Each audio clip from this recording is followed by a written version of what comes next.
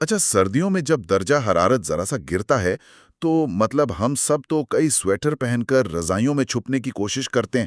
بالکل صحیح کہا۔ باہر نکلنا تو عذاب لگتا ہے۔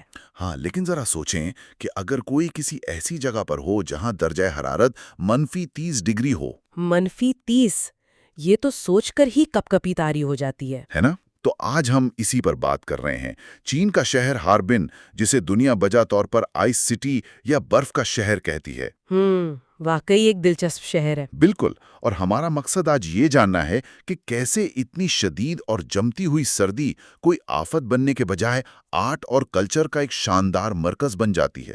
میں سچ بتاؤں تو یہ واقعی ایک کمال کا موضوع ہے۔ ہم عام طور پر یہی سوچتے ہیں کہ شدید سردی میں زندگی رک جاتی ہے۔ روکی جاتی ہے نا عام طور پر۔ ہاں، لیکن ہاربن میں اس کے بالکل الٹ ہے۔ یہاں سردی زندگی کو ایک نیا اور جادوئی رنگ دے دیتی ہے۔ مطلب انسان کٹھن حالات میں بھی خود کو ڈھال ہی لیتا ہے۔ صحیح بات ہے۔ میں تو اس ہاربن انٹرنیشنل آئس اینڈ سنو فیسٹیول کے بارے میں سن کر ہی حیران تھا، جو ہر سال جنوری میں ہوتا ہے۔ وہ فیسٹیول! وہ تو واقعی ایک الگ ہی دنیا ہے۔ مطلب پوری کی پوری عمارتیں اور قلعے وہ بھی برف سے بنا دیتے ہیں۔ یہ آخر ہوتا کیسے ہے؟ یہ تو ناممکن سا لگتا ہے۔ اس کا اسکیل اتنا بڑا ہے کہ حیرت ہوتی ہے۔ اصل میں ہوتا یہ ہے کہ جب قریبی موجود سونگ ہوا دریا پوری طرح جم جاتا ہے نا۔ اچھا، وہ دریا سے برف نکالتے ہیں؟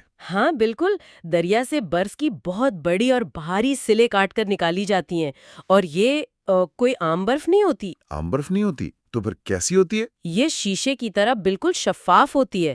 پھر ان سلوں سے کئی منزلہ قلعے بنائے جاتے ہیں۔ کیا بات ہے! اور پھر ان کے اندر رنگ برنگی نیون روشنیاں لگائی جاتی ہیں۔ رات کے وقت تو یہ کسی سائنس فکشن فلم کا منظر لگتا ہے۔ واہ، میں تصور کر سکتا ہوں جب لوگ اس کڑاکے کی سردی میں جمی ہوئی برف توڑ کر پانی میں چھلانگ لگا دیتے ہیں۔ آئس سوئمنگ، ہاں وہ تو واقعی بہت سنسنی خیز ہے۔ مطلب بھلا کوئی جان بوجھ کر اتنے یخ بستہ پانی میں کیوں جائے گا؟ دیکھیں، اس کے پیچھے ایک بڑی زبردست کہانی ہے۔ یہ کوئی نیا ٹرینڈ یا سوشل میڈیا کا چیلنج نہیں ہے، بلکہ ان کی ایک بہت پرانی روایت ہے۔ اچھا، پرانی روایت ہے۔ ہاں، ہاربن کے لوگوں کے لیے یہ صرف مشغلہ نہیں ہے، بلکہ اپنی جسمانی اور ذہنی مضبوطی کو آزمانے کا ایک باقاعدہ طریقہ ہے۔ وہ مانتے ہیں کہ اس سے خون کی گردش بہتر ہوتی ہے۔ اور سخت حالات کا مقابلہ کرنے کے لیے انسان تیار ہوتا ہوگا۔ بالکل، یہ ان کی تہذیب کا حصہ ہے۔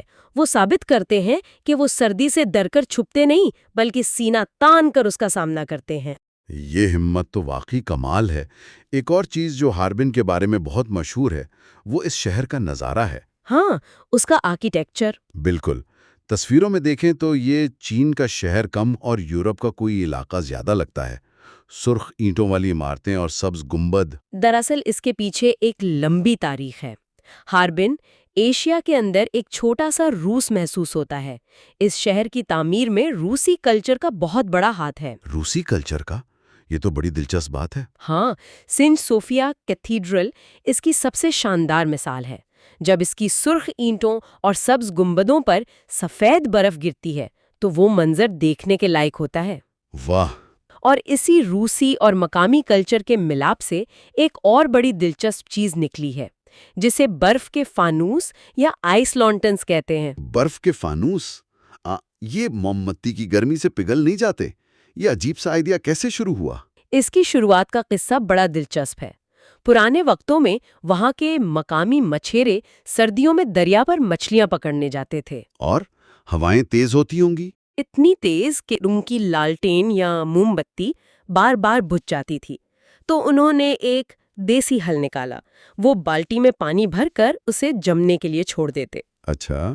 جب باہر کی تہہ جم جاتی تو وہ اندر کا پانی گرا کر اس کھوکھلی برف کے اندر موم بتی رکھ دیتے۔ کیا زبردست آئیڈیا ہے!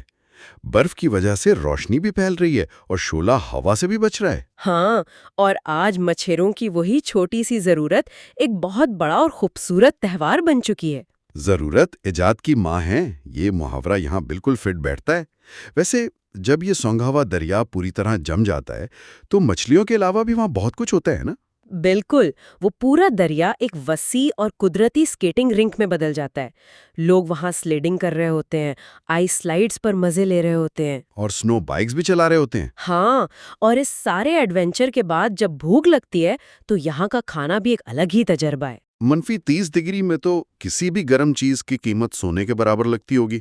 میں تو سوچ کر ہی گرما گرم سوپ پینے کا دل کر رہا ہے۔ اور ہاربن کے کھانوں کی خاص بات یہ ہے کہ ان میں بھی آپ کو روسی اور چینی ذائقوں کا ایک انوکھا ملاپ ملے گا۔ واہ، مطلب اسٹریٹ فوڈ میں بھی ہسٹری ہے۔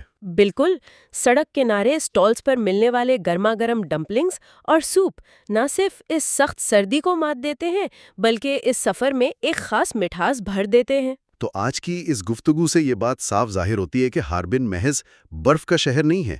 یہ اس بات کی شاندار مثال ہے کہ کیسے انسان کٹھن ترین حالات کو بھی اپنے فن اور ہمت سے سجا سکتا ہے۔ یہ سب دیکھ کر واقعی ایک بہت ہی گہرا سوال ذہن میں ابھرتا ہے۔